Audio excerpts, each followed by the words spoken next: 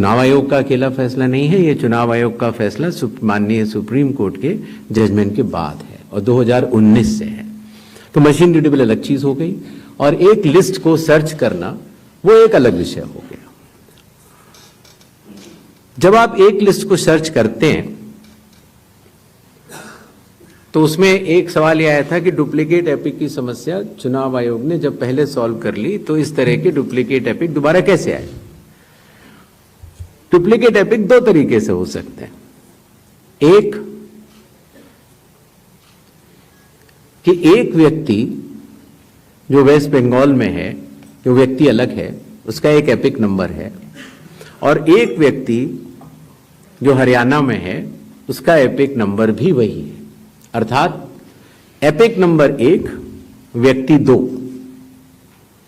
जब यह सवाल उठा लगभग मार्च 2025, जब हम लोगों ने उसके ऊपर चर्चा की और उसको हम लोगों ने पूरे देश भर में सुलझाया, लगभग ऐसे 3 लाख लोग मिले जिनकी एपिक संख्या 1 थी। तो उनकी एपिक संख्या बदल दी गई जिससे एक ही एपिक से 2 लोग ना हो, एक ही नंबर के 2 लोग ना हो।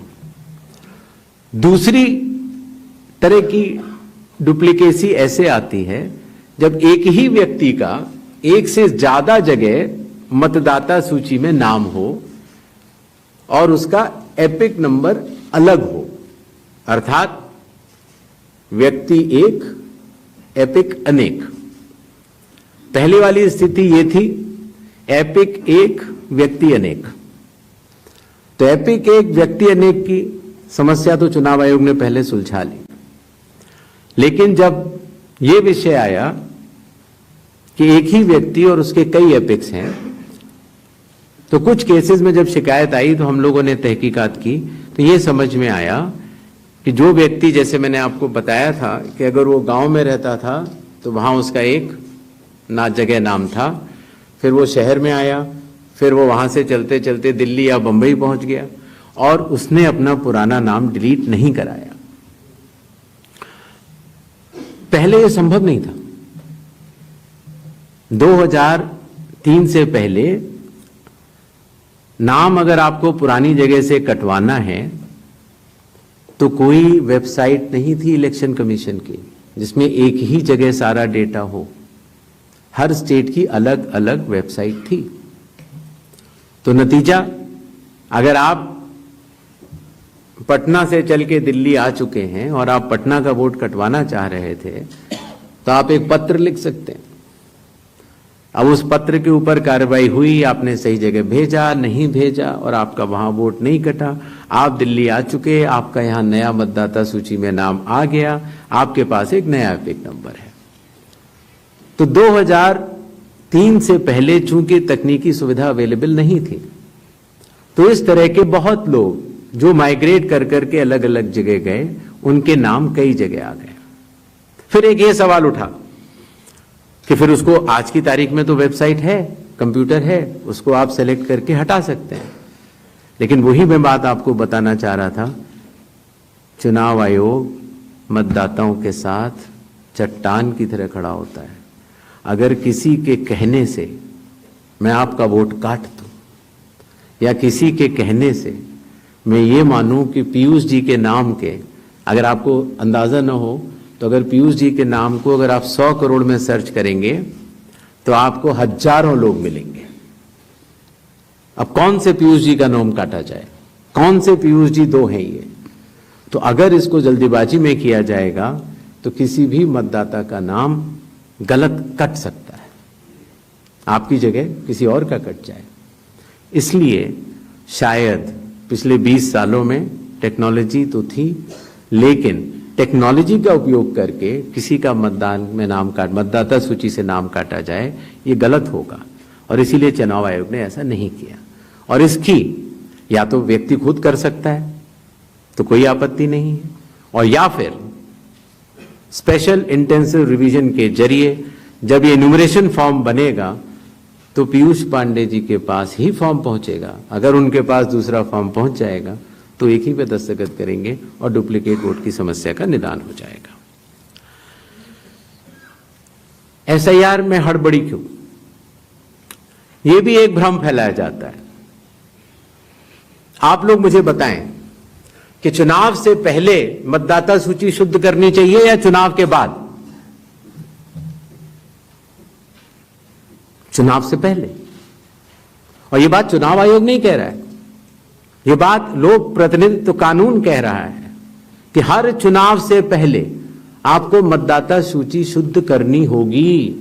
यह चुनाव आयोग का कानूनी दायित्व है। फिर यह बात आई कि 7 करोड़ से ज्यादा बिहार के मतदाताओं तक क्या चुनाव आयोग पहुंच पाएगा? हकीकत आपके सामने है। जब 24 जून से यह कार्रवाई शुरू हुई तो यह पूरी प्रक्रिया लगभग 20 जुलाई तक ही समाप्त हो गई। फिर यह बात आई कि साहब जुलाई में क्यों? उस समय मौसम अच्छा नहीं होता। तो आपकी जानकारी के लिए मैं बताना चाहता हूं कि बिहार में इसके पहले भी 2003 में एसआईआर हुआ था और उसकी तारीख थी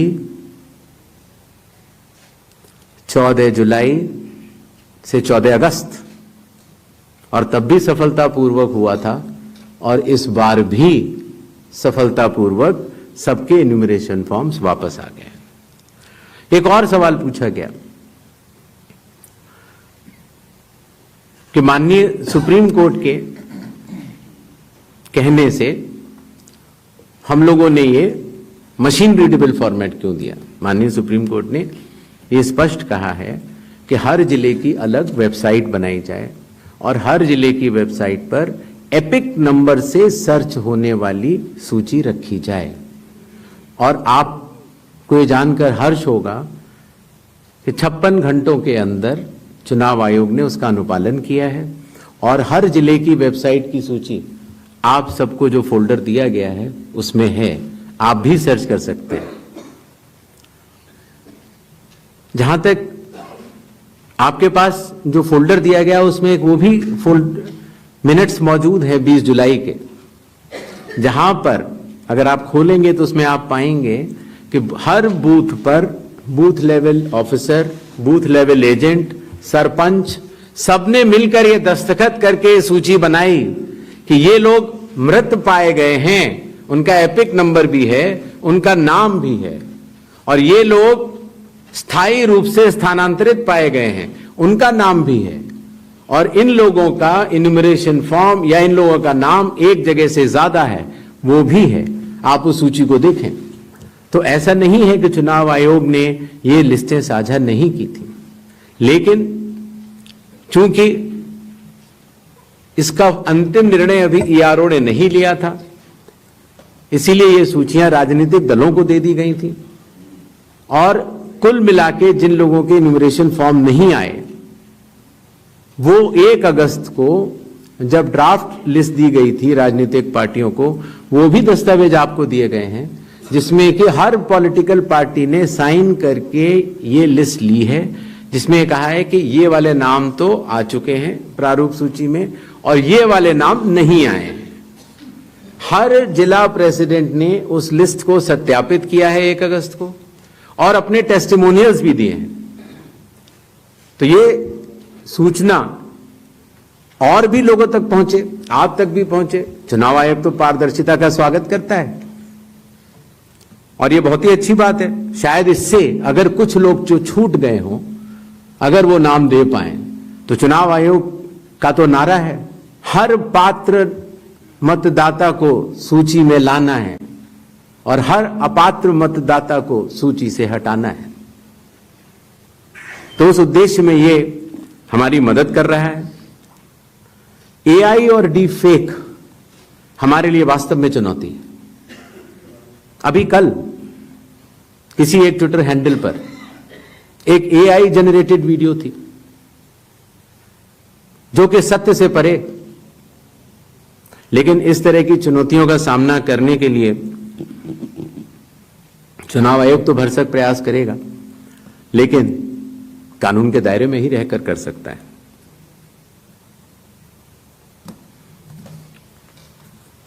एक और सवाल आया था कि आखिर चुनाव आयोग पात्रता की जांच क्यों कर रहा है। संविधान के अनुच्छेद 326 में हर मतदाता की पात्रता स्पष्ट रूप से लिखी गई है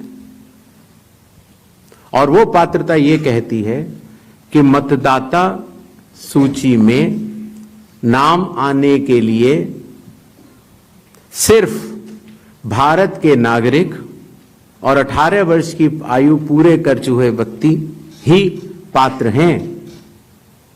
रेजिडेंसी लॉज भी हैं जो कि अलग कानून में बनते हैं, जो कि ऑर्डिनरी रेजिडेंट हैं, या कोई व्यक्ति जो संविधान या किसी कानून के अनुरूप उसको वर्जित किया गया है चुनाव लड़ने के लिए, उनका नाम नहीं आ सकता। तो आर्टिकल 326 जो कि चैप्टर इलेक्शंस के अंदर आता है, जो कि हम यहां पर आपके समक्ष बैठे चुनाव आयोग की एक संवैधानिक जिम्मेदारी है, हम उसको निभाने के लिए पात्रता की जांच कर रहे हैं।